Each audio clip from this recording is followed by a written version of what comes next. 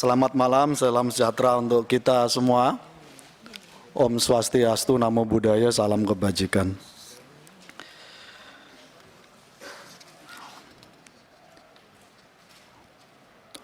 Prof. Muhadjir Effendi, PLT Menpora kita, beserta seluruh pejabat eselon 1, eselon 2, dan mungkin ada eselon 3 juga yang hadir, yang saya hormati, saya banggakan. Pimpinan komisi dan anggota komisi 10 yang saya banggakan. Teman-teman media yang hadir, terima kasih atas atensinya, terlebih-lebih dalam rangka mensikapi penyelenggaraan FIFA World Cup Under 20 yang sedang menjadi perhatian kita semua. Bapak Ibu sekalian yang saya hormati, mohon maaf tidak bisa saya nyebutkan satu persatu, terima kasih atas kehadirannya. Pada kesempatan malam hari ini, kita panjatkan puji syukur kehadirat Tuhan Yang Maha Kuasa. Kita bisa melaksanakan raker pada kesempatan yang baik ini. Semoga limpahan sehat walafiat selalu menyertai kita semua. Sekaligus atas nama pimpinan komisi kami mengucapkan selamat menjalankan ibadah puasa. Dan ini season pertama kita raker dengan Pak Menpora di saat kita menjalankan puasa. Semoga amal ibadah puasa kita bagi yang melaksanakan menjadi bagian dari amal dan meningkatkan ketakwaan kita semuanya. Amin amin ya rabbal alamin. Menurut laporan sekretariat telah hadir 9 fraksi penuh dengan total 30 anggota hadir, sebagaimana pasal 281 ayat 1 sudah memenuhi quorum. Dengan membaca Bismillahirrahmanirrahim, perkenankan kami membuka raker ini dan raker dinyatakan terbuka untuk umum. Bapak Ibu sekalian yang kami hormati, raker kali ini ada 3 agenda yang akan kita bahas, Prof. Semoga tidak lama-lama. Yang pertama,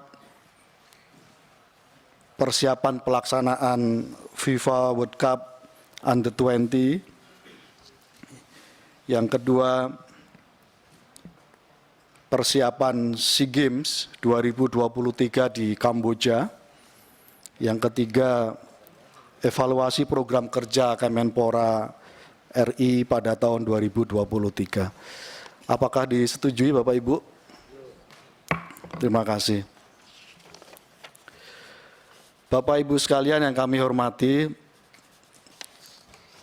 memasuki agenda yang pertama, saya ingin meng-highlight beberapa hal, Prof. Muhadjir, menyangkut soal persiapan pelaksanaan FIFA Under 20 yang dalam waktu dekat akan kita laksanakan, tepatnya pada bulan Mei.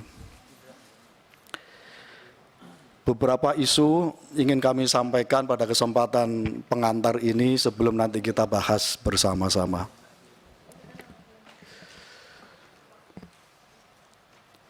Yang pertama,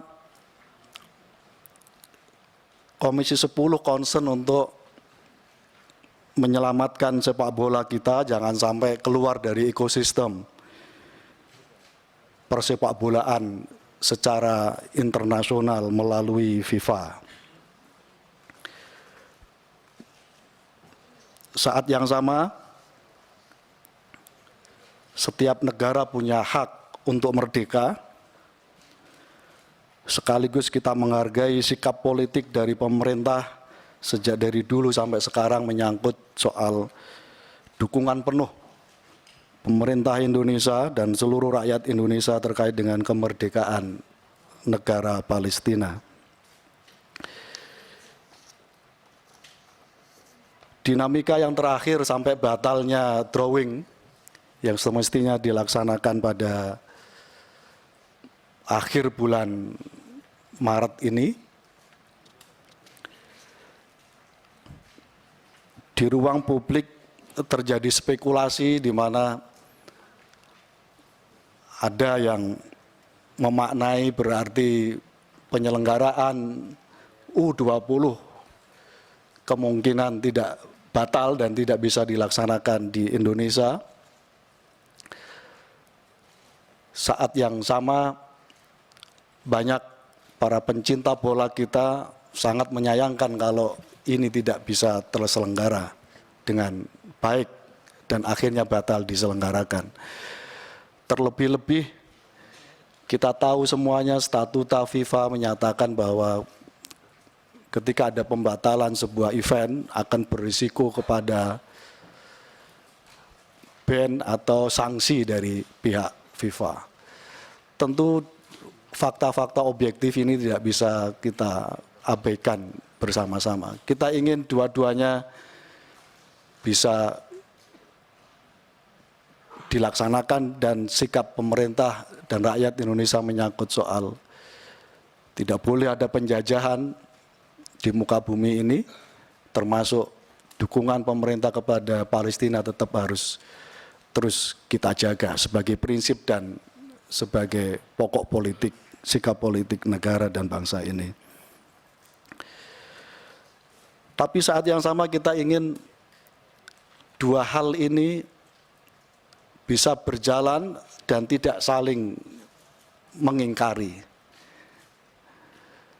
Karena itu pemerintah sudah melaksanakan bidding tahun 2019. Kita juga ingin, karena pemerintah yang memulai, pemerintah juga harus yang menuntaskan ini. Kita apresiasi 20 menit yang lalu Pak Presiden memberikan konferensi pers yang pada prinsipnya dimungkinkan dua hal ini tetap bisa berjalan, tentu dengan berkompromi dengan pihak lobby, dengan pihak FIFA, apa yang terbaik yang bisa kita lakukan supaya pelaksanaan penyelenggaraan U20 ini bisa tetap kita laksanakan. Karena itu kita mendorong supaya pemerintah secepatnya mengambil inisiatif secepat-cepatnya, karena waktu yang cukup pendek ini, untuk memastikan ada jalan terbaik, jalan tengah yang terbaik dari dinamika yang sedang kita hadapi bersama. Kita hargai, kita hormati pihak-pihak yang melakukan protes menyangkut soal ini. Saat yang sama pemerintah harus mencari jalan keluar yang terbaik untuk menuntaskan dari skema bidding yang sudah dilaksanakan oleh pemerintah, yang waktu itu belum diprediksi menyangkut soal lolosnya tim nasional dari pihak Israel. Karena itu kita ingin pembatalan drawing yang menurut saya secara pribadi, Prof, semestinya sudah bisa dimitigasi dari awal. Saya tadinya berharap spekulasi dinamika yang terjadi secepatnya disikapi oleh pemerintah supaya ada langkah antisipasi yang sudah bisa diterapkan sejak dari awal. Nah, karena itu batalnya drawing, saya kira ini menjadi bagian dari koreksi betapa pemerintah harus secepatnya mengambil sikap menyangkut soal penyelenggaraan FIFA World Cup Under 20 ini. Bapak Ibu sekalian kami hormati, kesempatan ini nanti kita akan berikan sepenuhnya kepada Pak Prof. Muhadjir untuk menjelaskan kira-kira proposal apa yang akan dibawa ke FIFA supaya dua hal sebagai pokok sikap kita ini bisa terlaksana dengan baik dan bisa menjadi keputusan yang melegakan semua pihak dan semua sama-sama berdiri dan tidak ada yang dikalahkan dalam rangka untuk tetap terselenggaranya FIFA World Cup Under-20 ini. Bapak Ibu sekalian yang kami hormati, agenda yang kedua adalah menyangkut soal persiapan SEA Games tahun 2023. Terkait dengan agenda ini, karena SEA Games akan dilaksanakan pada bulan Mei dan sampai bulan Juni, waktu yang cukup pendek juga, yang akan dilaksanakan di Kamboja. SEA Games ini semestinya dilaksanakan pada tahun 2021, karena COVID akhirnya tertunda, dan akhirnya pada bulan Oktober tahun 2022 juga, mohon maaf,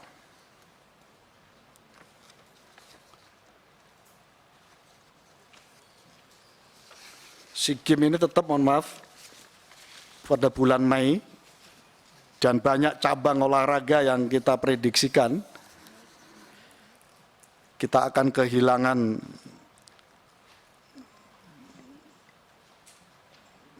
berpotensi kehilangan medali, kurang lebih sekitar 39 medali emas,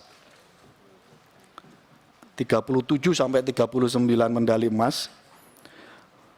Oleh karena itu kita ingin Pak Menpora beserta seluruh jajaran mengantisipasi terkait dengan agenda SEA Games ini dengan baik. Semoga potensi kehilangan 37 medali emas itu tidak terjadi. Karena itu kami ingin mendapatkan penjelasan pada kesempatan raker ini menyangkut soal persiapan. Berikut berbagai potensi emas di cabang olahraga mana saja yang bisa tetap kita pertahankan, dan potensi kita untuk mendapatkan tambahan emas dari beberapa cabur yang lain. Bapak Ibu sekalian yang kami hormati, yang ketiga terkait dengan evaluasi program kerja Kemenpora RI. Pada agenda yang ketiga ini ada beberapa catatan yang ada di kami, Pak Menpora, yang selama ini menjadi concern di Komisi 10, yaitu isu menyangkut soal peningkatan kualitas pemuda melalui peningkatan capaian indeks pembangunan pemuda. Kita ingin indeks pembangunan pemuda kita semakin baik ke depan, sebagaimana nomenklatur dari kementerian ini, yaitu Kementerian Pemuda dan Olahraga. Isu yang kedua terkait dengan evaluasi program kerja ini adalah menyangkut soal implementasi peta jalan desain besar olahraga nasional Indonesia, atau yang sering kita familiar dengan sebutan DBON, desain besar olahraga nasional. Bagaimana tindak lanjut terkait dengan Perpres nomor 43 tahun 2022 tentang koordinasi strategis lintas sektoral penyelenggaraan pelayanan, yang menyangkut soal agenda dari indeks pembangunan pemuda dan seterusnya dan seterusnya. Demikian Bapak Ibu sekalian, pengantar pada kesempatan raker kali ini. Sebelum kita serahkan waktu kepada Pak Menpora, kita sepakati waktu sampai jam berapa Bapak Ibu? Jam 9.30? 21.30, setuju? Oke. Selanjutnya kami persilahkan Pak Prof. Muhadjir, terlebih-lebih karena teman-teman menunggu betul dari tadi sore menyangkut soal isu batal tidaknya penyelenggaraan Under-20 ini. Untuk itu kami persilahkan Pak Muhadjir untuk bisa merespon yang pertama menyangkut soal ini, sebelum masuk pada dua agenda berikutnya. Kami persilahkan Prof. Terima kasih. Assalamualaikum warahmatullahi wabarakatuh. Selamat malam, salam sejahtera untuk kita semua. Om Swastiastu, Namo Buddhaya, salam kebajikan. Yang saya hormati pimpinan Komisi 10 DPR RI, Bapak Haji Saiful Huda, Ibu Agustina Wilujeng Pramestuti, Ibu Hetifah Saifuddin, dan Bapak Haji Abdul Fikri Fakih. Mohon maaf gelarnya tidak saya sebut biar ringkas ini. Dan juga para anggota DPR Komisi 10 yang kami muliakan. Izinkan saya pimpinan untuk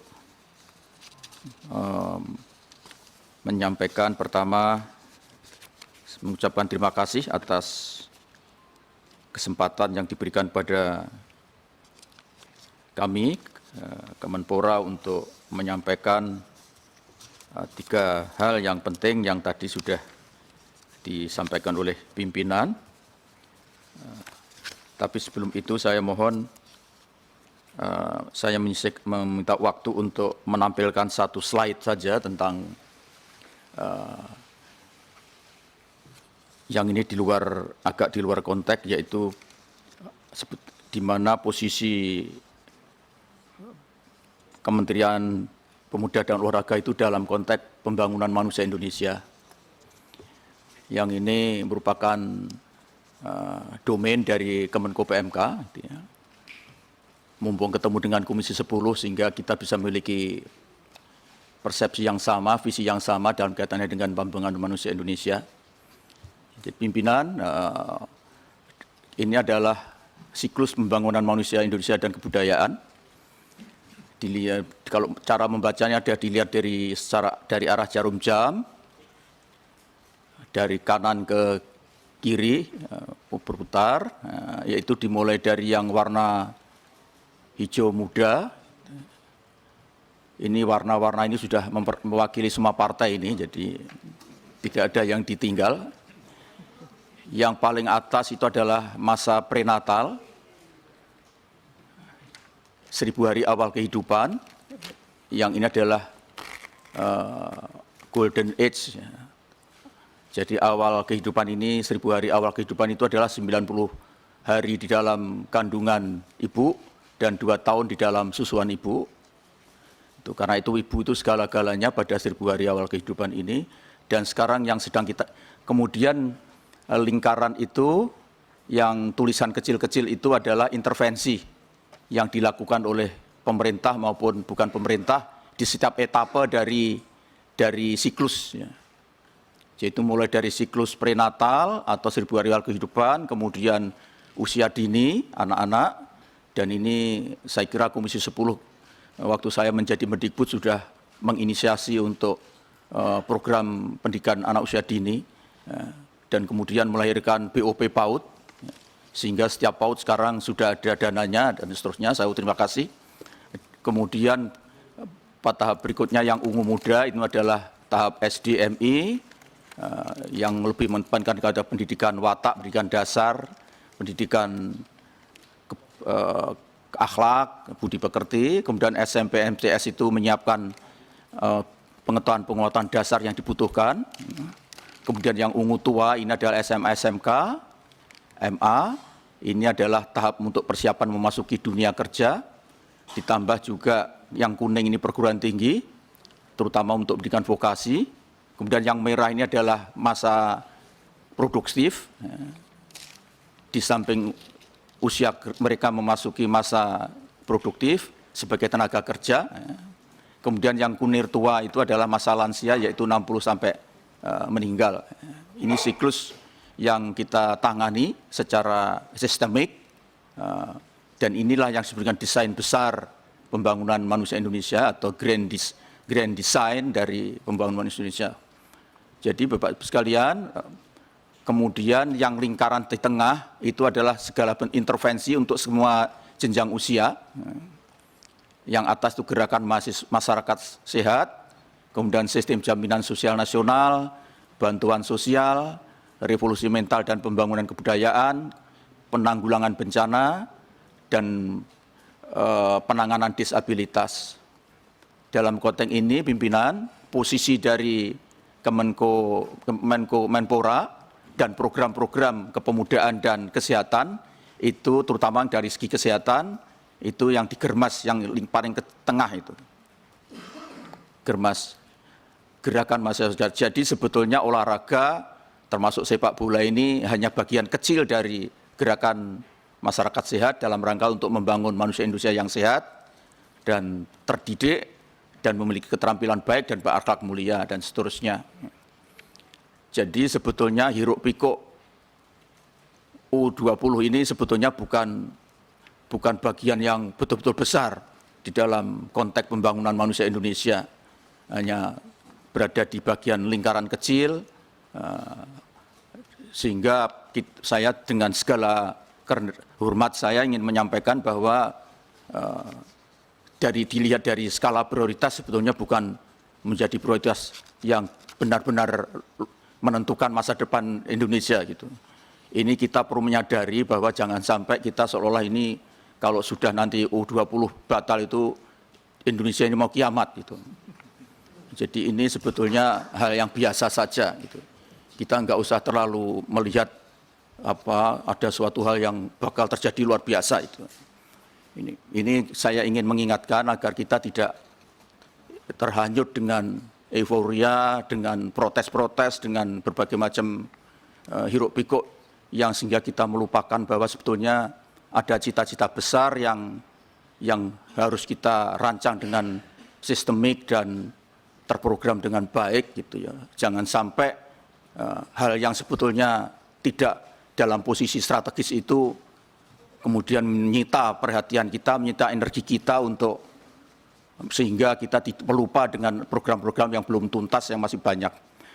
Ini saya kira pimpinan dan saya mohon ini saya kira semua kementerian yang berada di dalam koordinasi Kemenko PMK dan lembaga yang ada di Kemenko PMK adalah mengacu kepada desain besar pembangunan manusia ini. Misalnya untuk sekarang ini kami sedang fokus di ungu tua dan kuning, yaitu revitalisasi pendidikan dan pelatihan vokasi. Saya kira Komisi 10 juga memiliki concern dan saya mohon dukungan betul, karena ini dari siklus ini titik kulminasinya adalah menyiapkan mereka untuk masuk ke merah, ke dunia kerja ini. Dan sekarang ini kita masih betul-betul belum firm, sehingga kita harapkan 2 tahun terakhir ini kita betul-betul bisa fokus di pengembangan vokasi, pelatihan dan pendidikan vokasi. Dan saya mohon betul-betul mendapat dukungan dari Komisi 10 untuk ini. Setelah stunting nanti insya Allah beres, kemudian pendidikan PAUD juga sudah tahun periode yang lalu Pak Presiden sudah dukungan Komisi 10 telah berhasil menggolkan pendidikan sudah dini menjadi betul-betul menjadi lembaga yang kuat. Kemudian program-program Merdeka Belajar juga sedang kita gerakkan untuk di tingkat SD maupun SMP. Nah, sekarang ini adalah tahap memasuki revitalisasi pendidikan dan pelatihan vokasi untuk mengantar usia produktif kita, bonus demografi kita masuk ke dunia merah ini. Kalau bonus demografi kita manfaatkan dengan maksimal, di mana usia produktif ini bisa bekerja dengan produktif dan penghasilannya bisa didistribusikan kepada 3 hal, yaitu yang pertama untuk menghidupi dirinya sendiri, yang kedua untuk menanggung kehidupan mereka yang tidak bekerja, mulai dari lansia sampai yang masih sekolah, dan masih ada kelebihan kemudian ditabung, di saving, dan akumulasi saving itu menjadi tabungan nasional, maka besaran tabungan nasional kita itu akan sangat menentukan kita akan betul-betul masuk menjadi negara modern maju atau kita terjebak di dalam pendapatan menengah atau middle income trap itu. Dan ini sebetulnya masa-masa yang justru ya harus mendapatkan perhatian ini. Tentu saja sepak bola juga sangat penting, tetapi dengan segala hormat saya mohon kita ikut sama-sama untuk meyakinkan kepada siapa saja bahwa insya Allah apapun nanti keputusan dan apapun hasilnya U20 ini tidak akan membuat Indonesia kiamat.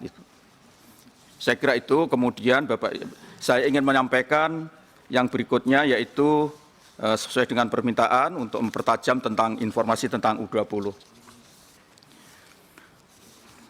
Saya karena baru 2 minggu pimpinan untuk menjadi PLT, sehingga nanti kalau ada kekurangan penjelasan, nanti saya mohon dari pejabat eselon 1 yang mendampingi saya bisa menjelaskan lebih lanjut. Kronologi, pertama ingin saya sampaikan kronologi. Jadi dimulai dari maklumat pemerintah RI 7 Agustus 2019, kemudian tahun 2019 PSSI mengajukan bidding, dan ini kemudian dari bidding itu, kemudian tanggal 24 Oktober 2019, FIFA menetapkan Indonesia sebagai tuan rumah. Jadi ini melalui bidding, dan bidding itu artinya melamar. Dan melamar itu tentu saja harus bisa meyakinkan bahwa lamarannya diterima, gitu ya, dengan segala konsekuensi. Ini posisi Indonesia. Ya. Jadi Indonesia itu bukan diminta, tapi justru kita yang meminta. Mestinya event ini akan dilaksanakan tahun 2021 karena kena pandemi. Walaupun demikian, FIFA juga masih memberikan prioritas kepada Indonesia untuk melaksanakan, yaitu pada tahun 2023 ini. Gitu ya. Dari itu maka kemudian kita melakukan rapat-rapat secara berantai seperti yang disebutkan di atas. Kemudian kita tetapkan ada 6 provinsi yang kita jadikan lokasi untuk perhelatan ini, gitu ya. Dan masing-masing, yaitu Jakarta, Solo, Surabaya, Bandung, Bali, dan Palembang dengan berbagai macam pertimbangan-pertimbangan yang sudah kita bicarakan lebih awal. Gitu ya. Kemudian masing-masing pemerintah provinsi itu harus memberikan namanya government guarantee, jaminan pemerintah. Jadi jaminan pemerintah provinsi harus menjamin bahwa dia akan melaksanakan. Di samping itu juga ada, di samping garansi, juga harus ada perjanjian dengan pihak yang memiliki stadion.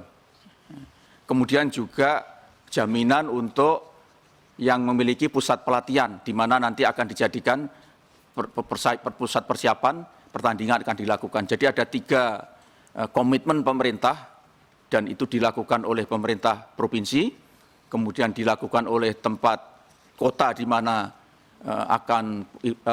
pertandingan akan digelar, dan yang ketiga adalah komitmen dari pihak tempat pemilik atau pengelola tempat pelatihan untuk menyiapkan mereka di dalam pertandingan berjalan itu. Karena itu kalau ketika pemerintah provinsi yang semula sudah memberikan government guarantee kemudian melakukan penolakan, itu memang konsekuensinya cukup berat dalam konteks ini. Gitu ya. Jadi tidak hanya sekedar membatalkan garansi, tetapi menolak itu tentu saja beda. Gitu. Kalau hanya membatalkan mungkin masih bisa dimaklumi, tapi kalau sudah menolak, tentu saja ada sesuatu yang sangat harus kita pertimbangkan betul. Gitu. Kemudian yang berikutnya, mohon maaf. Kemudian yang berikutnya timeline. Ini timeline yang akan kita lakukan secara hitung mundur. 9 Februari, kemudian 1 April, Mei, Februari, Maret. Jadi tanggal 31 Maret ini mestinya akan ada undian pembagian grup penyisian di Krisisnawa Hall Bali sesuai dengan government guarantee, ya. Dan karena dari pihak pemerintah Provinsi Bali melakukan penolakan, maka atas dasar itulah kemudian diputuskan oleh FIFA untuk drawing ini kemudian dibatalkan atau ditunda. Kemudian tanggal 1 April mestinya sudah ada penjualan tiket, 2 April kirap piala di 6 kota, kemudian 20 Mei upacara pembukaan Stadion Utama GBK Jakarta, kemudian pertandingan-pertandingan di 6 venue berdasarkan drawing yang sudah dilakukan, sampai tanggal 11 Juni itu upacara penutupan dan penghargaan bagi pemenang yang dilaksanakan rencana di Stadion Manahan. Kemudian progres implementasi government guarantee, ini pimpinan kondisinya. Jadi sebetulnya intinya saya tidak perlu menyampaikan secara detail. Intinya sebetulnya secara teknis Indonesia sudah sangat siap untuk menyelenggarakan event ini. Saya sebagai PLT Menpora, posisi Kemenpora sebetulnya tugasnya sudah selesai. Hanya ada 2 lapangan yang ada catatan dari FIFA dan sudah kita kebut, bahkan sudah kita datangkan alat penjahit rumput dari luar yang sekarang sedang mengerjakan, terutama yang ada di lapangan di Bali dan di Jawa Barat. Dan itu hanya catatan kecil saja, dan pasti kita bisa selesaikan. Jadi pimpinan sebetulnya dari sisi pemerintah, dari sisi Menteri Pemuda dan Olahraga termasuk Menko PMK sebetulnya tidak ada, sudah selesai. Termasuk persiapan atlet, timnas kita. Sebagaimana kita kemarin yang sudah kita selesaikan untuk memperkuat tim kita, sudah mendapat persetujuan dari Komisi 10 dan Komisi 3 untuk ada 3 orang yang kita naturalisasi adalah dalam rangka untuk menyiapkan tim kita. Karena kita harapkan, karena kita mendapatkan prioritas untuk bergabung jadi tim tuan rumah, kita ingin tampil dengan semaksimal mungkin. Target kita sebetulnya kalau bisa lolos paling enggak di putaran menuju ke semifinal, sehingga tidak hanya sekedar sebagai penggembira, tetapi kita memang betul-betul bisa bicara, dan ini saya yakin sudah kita siapkan dengan baik, mulai dari pelatihan, kemudian juga SDM-nya, termasuk kita melakukan naturalisasi 3 orang yang kemarin kita yang mendapatkan persetujuan dari Komisi 10 adalah dalam rangka untuk menyiapkan tim. Kemudian yang perkembangan terakhir, saya kira semuanya juga sudah menyaksikan dari ini. Yang terakhir, perpanjangan host CT agreement pemerintah daerah dengan FIFA setelah penundaan. Jadi ini kita masih terus berharap ada koordinasi dengan pihak-pihak yang akan menjadi host. Mudah-mudahan ini ada terus akan berproses ini kita. Jadi kita sedang berupaya untuk mencari beberapa alternatif pimpinan untuk bagaimana mencari jalan keluar. Jadi intinya seperti yang sudah disampaikan Bapak Presiden dalam konferensi pers ini, kita masih berusaha untuk mencari titik temu, baik titik temu masyarakat yang menolak maupun masyarakat yang mendukung, kemudian juga dari pihak FIFA, termasuk juga pihak yang kemarin yang sudah memberikan government guarantee. Ini sedang terus kita upayakan, termasuk dengan FIFA.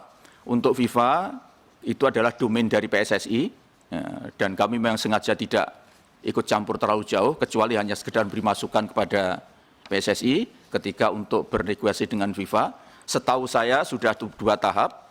Yang pertama kemarin sudah bertemu di Qatar, ada utusan dari tim PSSI di Qatar.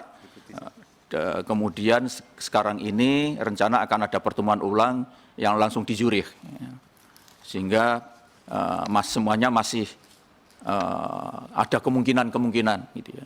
Dan kita tetap tadi seperti yang disampaikan oleh pimpinan, kita tetap konsisten, landasan konstitusi kita tidak akan goyah, karena itu adalah amanah dari Undang-Undang Dasar yang tercantum di pembukaan, preambul, dan alinea pertama lagi. Dan itu terkait erat dengan ruh semangat kemerdekaan Indonesia. Karena Indonesia itu menjadi merdeka juga asalnya dijajah gitu. Karena itu kita tidak akan memberikan ruangan sekecil apapun kepada mereka-mereka yang masih dalam posisi menjajah itu. Nah, kebetulan menurut standar, menurut penilaian, menurut saya kira kebetulan yang tim negara asal, tim yang satu ini termasuk terkategori itu gitu ya. Nah ini yang kita jaga, karena itu ketika kami memberikan masukan kepada salah satu wakil ketua PSSI yang akan bernego dengan FIFA, saya wanti-wanti ini juga sudah saya sampaikan, jangan sampai menabrak konstitusi ini. Gitu ya. Karena kalau nabrak konstitusi konsekuensinya besar. Gitu ya. Jadi ini semuanya sebetulnya bukan persoalan apakah Palestina atau bukan Palestina, atau Israel atau bukan Israel. Pokoknya siapapun negara yang masih dalam posisi sebagai penjajah, yaitu berarti lawan Indonesia. Gitu ya. Dan karena itu salah satu indikasinya kita tidak memiliki hubungan diplomatik. Jadi ini sebetulnya bukan soal pembelaan Palestina atau bukan gitu. Ini soal konstitusi dan siapapun yang masuk di dalam kategori apa yang ada di dalam amanah Undang-Undang Dasar itu, ya kita akan bersikap sama gitu. Ini yang harus kita jadikan pegangan. Karena itu kemarin kita juga sudah memberi masukan dan atas persetujuan Bapak Presiden saya memberi masukan kepada tim PSSI yang akan bernego dengan FIFA. Gitu ya. Dan memang kemudian masih ada beberapa tawaran yang waktu itu masih tawaran awal, belum ada kesepakatan, dan sekarang ini sudah ada dari PSSI Ketua Umum sendiri Pak Erik yang mendapat perintah Presiden untuk ke Zurich untuk melakukan pembicaraan lagi dengan pihak FIFA. Nah, kita tunggu dan ini perkembangannya bagaimana pembicaraannya. Nah, tetapi insya Allah ya, dari pembicaraan awal, kesimpulan dari pembicaraan awal, FIFA cukup menghargai, cukup memahami apa yang ada di Indonesia dan juga sangat paham posisi Indonesia yang tidak bisa diusik, tidak bisa ditawar dalam kaitannya dengan konstitusi, gitu ya. Dan kita berupaya ada beberapa opsi-opsi yang sedang kita usulkan, gitu ya. Memang opsi yang paling kita harapkan ya tetap diberlangsungkan pertandingan itu di Indonesia, gitu ya. Mungkin waktunya bisa kita atur ulang dan seterusnya. Dan kemudian tentu saja juga kondisi yang kita usulkan ke FIFA juga bisa dipertimbangkan, gitu ya. Dan saya kira saya tidak perlu menyampaikan secara detail, gitu, karena sebagian besar juga masih sebagai usulan-usulan mentah. Saya khawatir nanti kalau saya sampaikan malah kalau istilah Jawanya itu gendruwonen. Gendruwonen itu apa itu? Yang mestinya mau mateng gara-gara banyak dikeduk-keduk malah nggak mateng gitu. Nah, itu. Ini yang kita jaga. Tapi insya Allah FIFA tidak akan memberikan penalti seperti yang diisu-isukan itu. Jadi untuk pembicaraan awal ini FIFA sangat memahami, bahkan FIFA sangat positif, artinya dalam arti berusaha untuk mencari jalan keluar, ada beberapa alternatif yang juga sedang diusulkan oleh FIFA dan nanti mungkin juga akan kita pertimbangkan. Itu saya kira pimpinan dalam kaitannya dengan FIFA, dan untuk yang lebih dalam kaitan dengan U20, dan ya kami mohon doanya dan mudah-mudahan semuanya berjalan, ada titik temu, ada kesepakatan gitu, dan kita sambil menunggu mudah-mudahan ada perubahan-perubahan termasuk kondisi di sikap-sikap yang agak mengganggu, mudah-mudahan juga bisa berubah gitu ya. Dan karena memang kita sudah membayangkan kalau sampai ini tidak kita kelola dengan baik, memang efeknya sangat mengkhawatirkan gitu ya.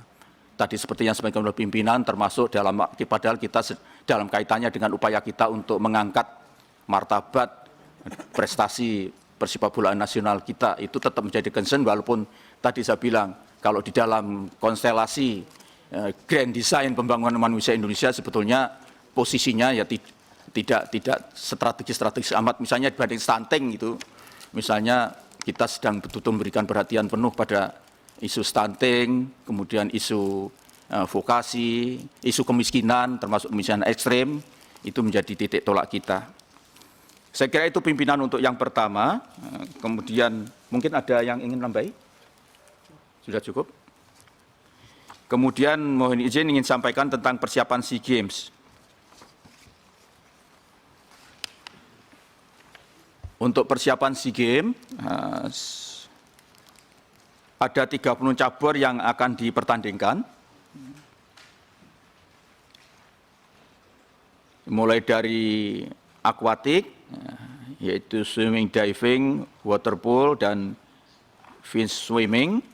Kemudian ada atletik, badminton, basketball, cycling, e-sport, boxing, judo, karate, martial art, pencak silat, sepak takraw, taekwondo, tenis, volleyball, ya, weightlifting, wushu, tradisional boat race, jet ski, soft tennis, kemudian triathlon, duathlon, aquathlon, kemudian wrestling, dance sport dan football, ya, kemudian golf, gimnastik, hoki, obstacle race, biliar, kriket, sailing dan floorball, fencing, pentaki, kemudian chess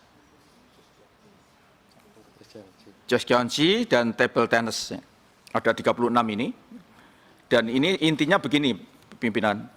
Jadi dari cabang-cabang ini sudah kita analisis, kemungkinan kita akan kehilangan sekitar 39 emas. Ya. Kenapa? Dan ini sebetulnya lazim.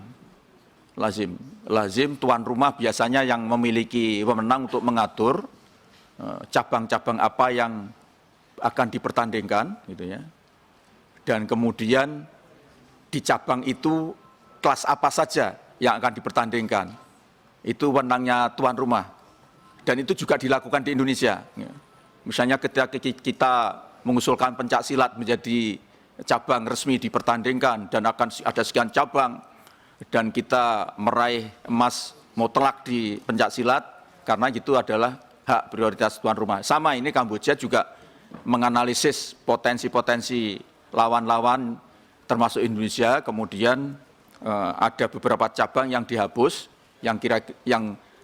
dan juga ada kelas yang ditiadakan dari cabang yang sebetulnya ada gitu, yang membuat Indonesia kemungkinan akan kehilangan 39 medali emas. Kemudian apa yang akan kita upayakan? Kita sedang melakukan analisis kira-kira cabang-cabang mana saja yang ada yang masih bisa kita eksplorasi untuk mendapatkan emas baru sebagai pengganti dari emas yang kemungkinan hilang. Dan yang sekarang sedang kita kaji itu adalah atletik, yang mungkin kita masih punya potensi untuk bisa naik, dan renang. Atletik dan renang yang memiliki potensi. Tapi terus akan kita kaji sambil mengejar, menyiapkan waktu sampai supaya betul-betul bisa dilaksanakan, bisa sampai terselenggaranya SEA Games ini. Kemudian strategi pencapaian target prestasi SEA Games 2023, satu, cabang olahraga debon, prediksi minimal meraih medali. Kemudian 2, cabang olahraga non-bidebon, prediksi minimal perak. Komposisi usia atlet kontingen minimal 60%, atlet berusia kurang dari 23 tahun atau kelahiran 2000. Dan 4, fokus pada pemilihan nomor yang berpeluang besar meraih emas pada cabang olahraga dengan pembatasan nomor pertandingan. Ini dalam rangka juga untuk efisiensi anggaran. Dan tadi itu antara lain sekarang sedang kami diskusikan untuk kemungkinan kita mengeksplorasi lagi cabang-cabang yang mungkin bisa menambah sehingga bisa kalau seandainya tidak harus kembali sepenuh 39 emas itu paling tidak ya separuh mungkin bisa kita rebut lagi. Gitu. Tentu saja kita juga terus melakukan analisis kekuatan-kekuatan lawan dari negara-negara lawan. Untuk kita juga harus waspadai agar jangan sampai kita seandainya harus turun peringkat, jangan sampai turunnya terlalu drastis.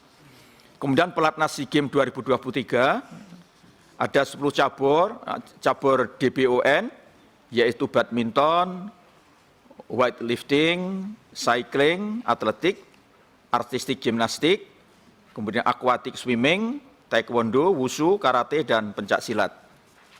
Kemudian ada 15 cabur non-DBON, yaitu sepak takraw, tenis, volleyball, indoor dan pantai, soft tennis, boxing, tradisional boat race, basketball, untuk laki-laki 5x5, e-sport, jet ski, judo, martial art, itu agak kickboxing dan fufinan, kemudian wrestling, triathlon, duathlon, aquathlon, kemudian dance sport, aquastic water polo, aquastic fin swimming, dan hoki indoor. Ini catatan pelatnas telah dilakukan dari bulan September, Desember 2020, dilanjutkan pelatnas bulan Januari sampai Mei 2023. Kemudian jumlah atlet yang dipelatnas dalam rangka persiapan SEA Games 2023 sebanyak 487 atlet. Pimpinan yang kami hormati, ini adalah perolehan SEA Games tahun 2021 dan peluang SEA Games 2023. Pada SEA Games 2021 kita berada di peringkat ketiga setelah Vietnam dan Thailand dengan perolehan 241 medali. Kemudian kondisi Indonesia pada SEA Games Kamboja 2023 yaitu 36 sport atau 53 disiplin sport atau 580 nomor pertandingan. Dua, Indonesia diprediksi akan kehilangan 39 potensi medali emas. Ini tadi sudah saya sampaikan, dan ini detailnya seperti yang tercantum di bawah. Kemudian tiga, potensi mendapatkan tambahan minimal 6 emas dengan pertandingan jet ski, sport tenis, water polo, dan perahu naga. Kemudian berdasarkan hasil evaluasi SG 2021, proyeksi SG 2023 dan faktor tuan rumah, maka prediksi SG 2023 adalah peluang yang akan meraih juara umum antara Thailand dan Vietnam. Posisi ranking 3-5 akan terjadi persaingan ketat dan selisihnya akan tipis antara Indonesia, Filipina, dan Kamboja selaku tuan rumah. Perlu strategi yang tepat dan akurat berbasiskan peta kekuatan untuk menghindari Indonesia turun ke posisi 5 yang sebelumnya posisi 3. Kemudian yang terakhir tentang program bidang koordinasi lintas sektoral layanan kepemudaan.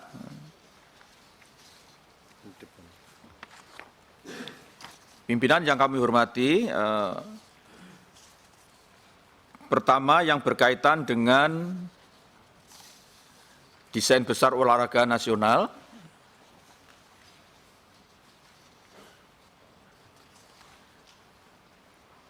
Dasar dari DBON atau Desain Besar Olahraga Nasional adalah Undang-Undang Nomor 11 Tahun 2022 tentang keolahragaan. Kemudian Perpres Nomor 86 Tahun 2021 tentang DBON. Visi DBON yaitu mewujudkan Indonesia bugar, berkarakter unggul, dan berprestasi dunia. Tahap DBON saat ini, DBON sudah memasuki tahap implementasi di periode pertama. Bisa ditampilkan halaman 55.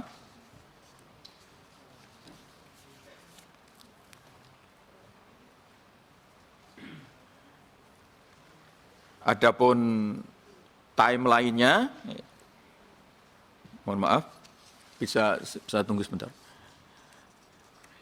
Berdasarkan timeline, itu tahap pertama itu adalah dimulai tahun 2021 sampai 2024, halaman 55 ya.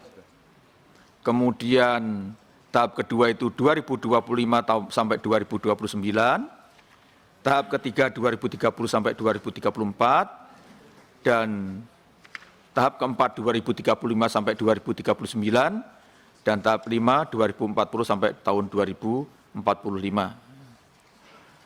Kemudian proses percepatan DBON,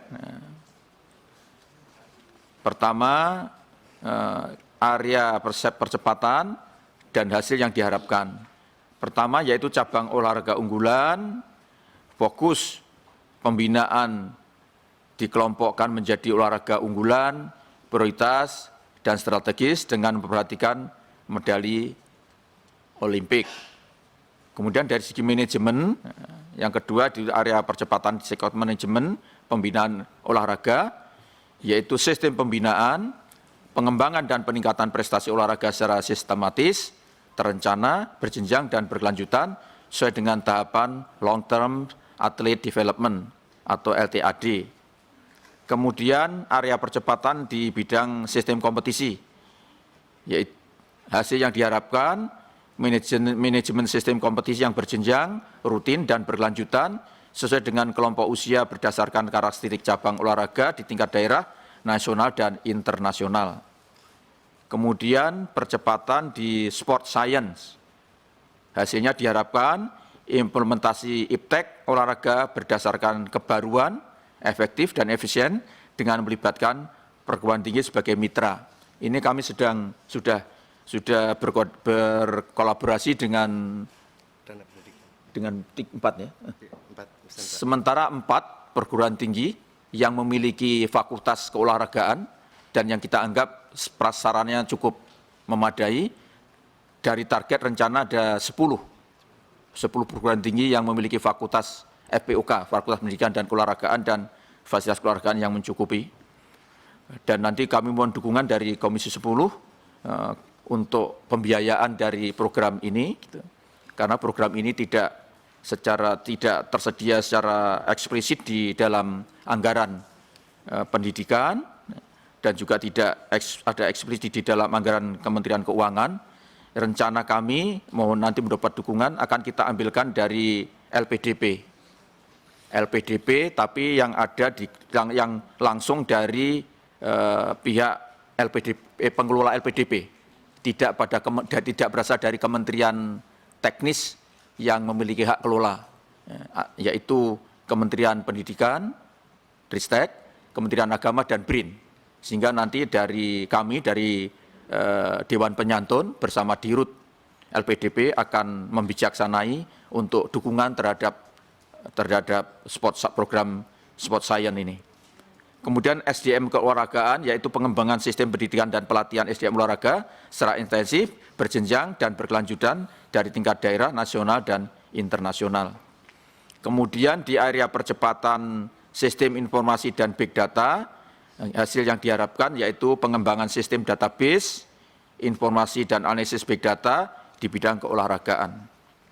Kemudian yang berkaitan dengan percepatan di area prasarana dan sarana, pengembangan prasarana dan sarana olahraga standar internasional dan nasional cabang olahraga.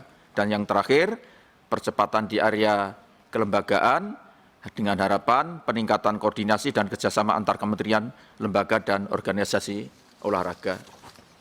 Pimpinan yang kami hormati, ini adalah yang berikutnya adalah penjenjangan pusat pembinaan olahraga prestasi di BUN. Ini adalah jenjang-jenjang yang menjadi sasaran kita, yaitu mulai dari kelas olahraga, yaitu SMP dan SMA, 12 sampai 18 tahun. Ini yang kita arahkan adalah di kelas olahraga jenjang SMA dan SMK di tingkat pemerintah provinsi dan pemerintah kabupaten kota. Yang saya kira dari Komisi 10 juga sangat paham, kita juga dari Kementerian Pendidikan dan Kebudayaan juga ada SKO, yaitu Sekolah Keolahragaan, yang dikelola langsung oleh pemerintah provinsi masing-masing dengan anggaran dari Kementerian Pendidikan. Kemudian diklat olahragawan dan di jenjang SMP. Kemudian pada berikutnya yaitu sentra latihan olahragawan muda potensial nasional. Ini Kemenpora bekerja sama dengan perguruan tinggi olahraga yang tadi sudah saya singgung, untuk SMP usia 12-15 tahun dan SMA usia 15 sampai 18 tahun. Kemudian juga di Cibubur Youth Athletics Training Center. Kemudian yang berikutnya Kemenpora, kemudian SMA dan yaitu usia 15 sampai 18 tahun. Dan ini kemudian akan masuk di Indonesian Elite Athlete Training Center oleh Kemenpora, yaitu mereka yang berusia di atas 18 tahun.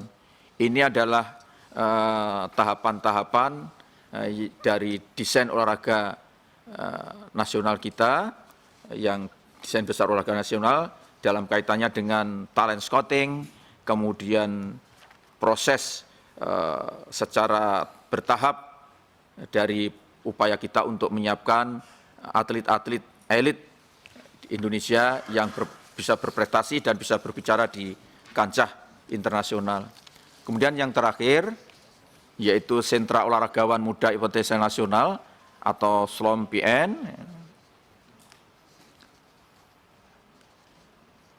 Jadi kondisi SLOM PN sekarang 2023 yang menjadi sentral adalah provinsi-provinsi yang di atas. Ini ada DKI, Jawa Tengah, Jawa Timur, Jawa Barat, Sumbar, Kaltim, Sumsel, Papua, Sumatera Utara, Sulawesi Selatan, dan NTB.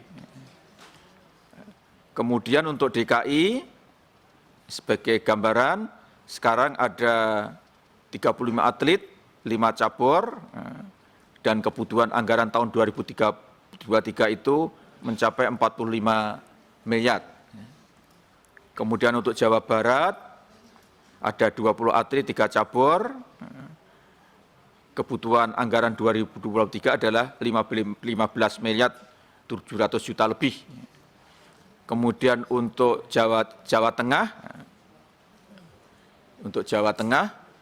Jateng, ada 19 atlet, 4 cabur, tahun 2023 itu dibutuhkan anggaran 24 miliar 230 juta lebih.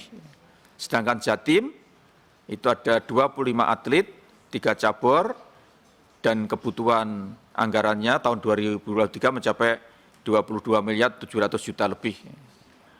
Untuk progres pada Juli 2022 telah dilakukan perekrutan terhadap siswa yang berusia 12 tahun atau lulusan SD untuk ditempatkan di 4 sentra olahraga, yaitu DKI, Jateng, Jatim, dan Jabar, yang berpusat di 4 perguruan tinggi, yaitu UNJ, UNES, UNESA, UPI, Bandung. Yang ini tadi, yang kami sudah sampaikan tadi, kita akan perluas dengan melibatkan secara bertahap, mungkin akan kita tambah nanti 4 lagi, hingga akhirnya bisa sampai 10, ada 10 perguruan tinggi yang memiliki fasilitas dan tenaga SDM yang mumpuni untuk menjadi tempat kita bekerja sama.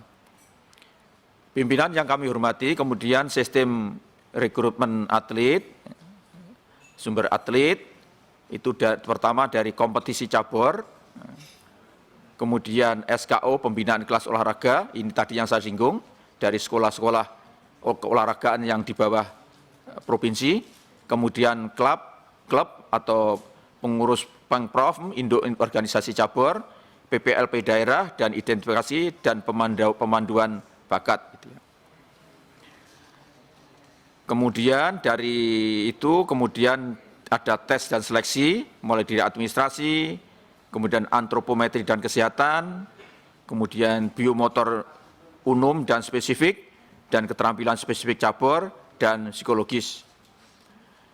Tenaga pendukung, yaitu pelatih teknik, pelatih fisik, ahli big data, ahli biomekanika, ahli fisiologi olahraga, ahli fisioterapis, ahli gizi olahraga, ahli psikologi olahraga, dokter SPKO, mesyur olahraga, dan performance analysis. Inilah pimpinan yang kami laporkan secara singkat perkembangan dari DBON yang telah sekarang mulai bekerja. Mudah-mudahan semua yang kita rancang ini betul-betul memenuhi target seperti yang diharapkan. Demikian pimpinan yang bisa kami sampaikan, kurang dan lebihnya kami mohon maaf yang sebesar-besarnya. Waktu kami kembalikan kepada pimpinan yang terhormat. Terima kasih Prof. Muhadjir. Bapak Ibu sekalian, demikian tadi respon dari beliau dan penjelasan beliau menyangkut soal 3 agenda kita pada kesempatan malam hari ini.